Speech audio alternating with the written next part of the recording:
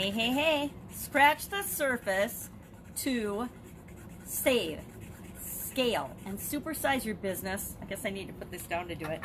And even during a pandemic, no matter what's going on. This is this really cool technology. Actually, this is my granddaughter's, and it is a scratch and sparkle type product where they have this black coated surface, and underneath it are all these different colored designs and colors. And as you scratch away, it reveals a design. And the more you scratch, the more surfaces you scratch, you can do cool designs, you can do whatever you want. You can scratch the surface any way you want, which is really important for today. As well as when you scratch the surface, sometimes you reveal things that were hidden underneath that you didn't even know were there. Kind of like the diamond in the rough and the jewels that you can uncover by actually digging and scratching the surface. Look, I got this cool crown. At least I think it's a crown. Maybe it's a trident. Could be a trident. It's kind of a mermaid theme. Anyway, scratch the surface. This expression has been around since the 1800s. Actually comes from farming. And of course, if you're going to farm and till the soil and get a decent crop, you have to do more than scratch the surface. You have to dig deep, right? The same is true in archaeology. This is also an archaeological term because if you want to find the treasures, the hidden treasures, that's something you always say, look for the hidden treasures. You have to dig deep. Usually you're not just going to scrape the surface and all of a sudden, voila, you're going to find the treasures. I mean, they have to dig down and excavate to find hidden cities and things. So the same is true when we are trying to make changes. Now, the word of the day seems to be pivot. And I think it's pivot's a cool word, and that's why people are being attracted to it. But it's not just pivoting. It's changing with the times, which is pivoting. But it's taking action, facing the challenges, and deciding, okay, what do I do now? What do I do next? Scratching the surface depends on how deep we have to go to actually get the results we want. In a time of chaos and upheaval, we probably have to dig a little deeper and scratch a little harder and get a little more creative and ask better questions than we do during normal boom economic times, right? If our businesses are just smoking along and we're doing really well and we've already got our systems and processes in place and we just keep doing what we're doing and we're not challenged, we don't have to do much surface scratching, right? We just kind of keep going through our business, going about our days in the regular way, and we don't have to change or look at anything that we're doing. I know in corporate America, I would come into a new job, we would set things up, we would get the processes and the systems in place, and we would pretty much click along normally, and about once a year, sometimes twice a year, or whenever something happened that would upset our process, then we would take a look at that process. But otherwise, everything just ran along smoothly, and we did that for, years. We just ran around smoothly, continuously improving processes one at a time as things would come up. But when an event like a pandemic happens and throws everything up in the air, you have to reevaluate and start scratching the surface and getting out the shovel and digging deeper in a lot of areas and a lot of different aspects of your business. Primarily in, what am I going to do now to serve my customers? If you've got an existing business, as hard as it might seem, if your business is shut right down right now, think of salons and so many industries that are absolutely dead stop shut down. Insurance agencies.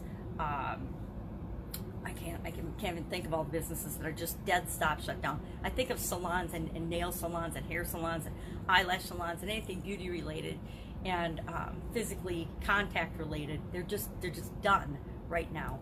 And even though you're done and you're not doing what you usually do, there are things that you can do to serve your existing customers. You're in a great position if you've already got customers. All you have to do is get creative and find ways to continue to contact them. Think about what their problems are now. Now, I gotta tell you, people that are used to getting their nails done every 3 weeks, they got a big problem right now. I had a big problem that my daughter and I had to figure out how to solve. And we had to go through a bunch of hoops to figure out how to solve it on our own. But had there been a salon owner or a nail salon, any nail salon, I think there's 6 or 7 in my little town, if any one of them had gone online, on YouTube, on anywhere, and said, hey, I know you're hurting, this is what you need to do to maintain your nails until we can open up and serve you again. That would be the salon that I would 100% be going back to after things open up and clear up again. And we can do and use this same strategy in any one of our businesses, no matter what our business is.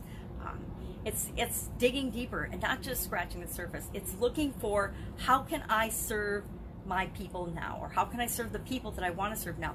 never been a better time in history, if you don't have your own business already, to start your own business. With the technology that we have now, with the people that are in different situations, with the amount of people that are out of their normal routine and are having more time than they ever thought possible, if you can reach them remotely and digitally, you're facing a huge opportunity to do really, really well for your business. So instead of just scratching the surface like we normally do in terms of customer service and customer experience, let's really dig deep as business owners and find more ways that we can serve people and serve their needs right now. It's not what we should always be doing, but we tend to get lackadaisical and just do what we've always done until something like this comes and shakes us up, shakes up either our world or, in this case, the entire world. So what are you doing? What can you do today to scratch the surface, and if you have to, get out that shovel and dig deeper to make sure that you and your business not only survives but thrives this pandemic, because it's absolutely possible for each and every one of us.